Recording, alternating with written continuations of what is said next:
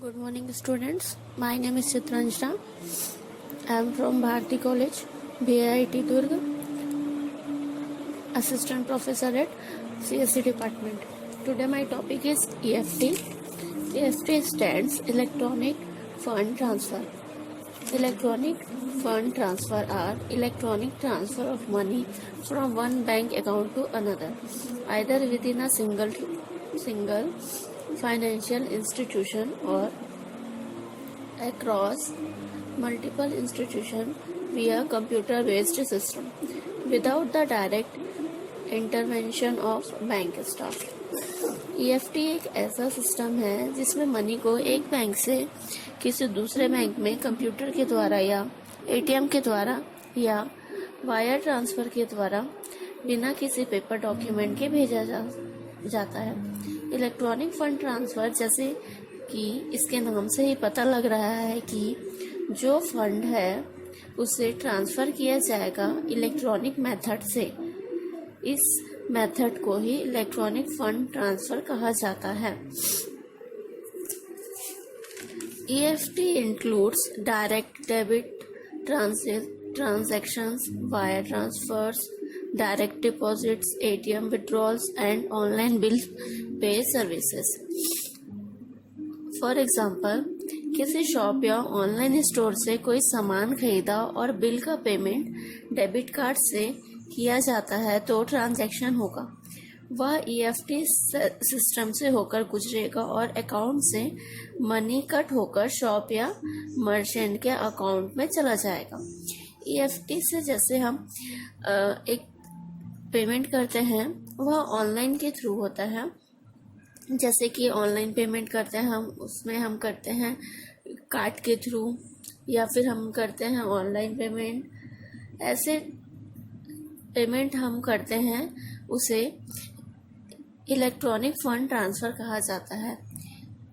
इस सिस्टम के दौरान पैसे एक अकाउंट से दूसरे अकाउंट में ट्रांसफ़र होते हैं विदाउट पेपर वर्क या ऑनलाइन सिस्टम के द्वारा किया जाता है। इलेक्ट्रॉनिक फंड ट्रांसफ़र आजकल हम बहुत ही ज़्यादा यूज़ करते हैं फॉर बिल पेमेंट, लाइक बिजली bill, electricity bill means and other bills.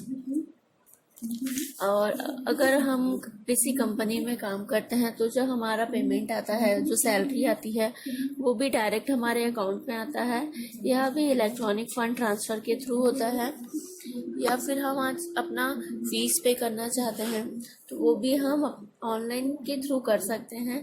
जितने भी ऑनलाइन प्रोसेस से मनी ट्रांसफ़र किया जाता है वह सारी इलेक्ट्रॉनिक फंड ट्रांसफ़र के अंदर आते हैं।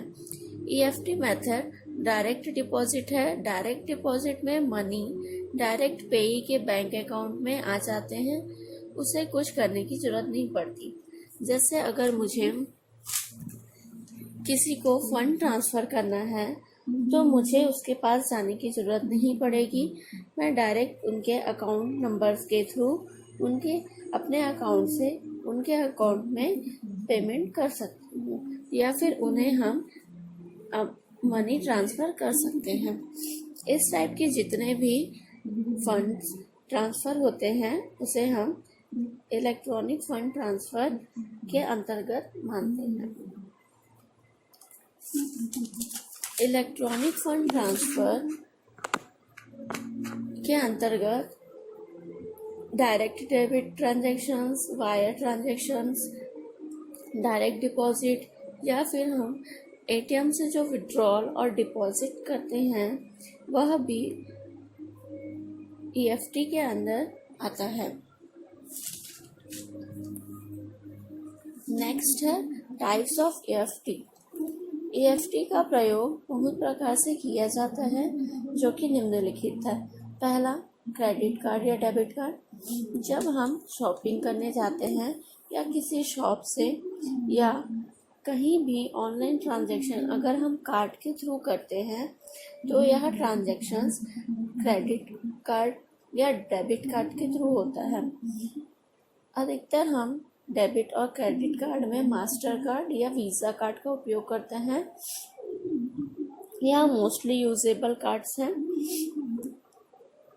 इसमें हम कार्ड के थ्रू पेमेंट करते हैं, या कार्ड स्वैप करके या फिर हम कार्ड नंबर के थ्रू।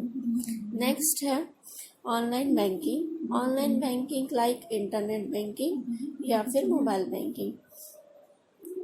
ऑनलाइन बैंकिंग मीन्स होता है इंटरनेट के थ्रू जब हम एक अकाउंट से दूसरे अकाउंट में मनी ट्रांसफ़र करते हैं तो उसे ऑनलाइन बैंकिंग कहा जाता है। इंटरनेट के थ्रू हम अपना नेट बैंकिंग का जो लॉगिन होता है वहाँ से लॉगिन करके मनी ट्रांसफ़र करते हैं। दूसरे अकाउंट में करने के लिए हमें सिर्फ उनका बैंक अकाउंट नंबर और नाम पता होना चाहिए। फिर उसके थ्रू हम जिनको हमको मनी ट्रांसफ़र करना है उन्हें हम मनी ट्रांसफ़र कर सकते हैं विया इंटरनेट बैंकिंग। नेक्स्ट है मोबाइल बैंकिंग। मोबाइल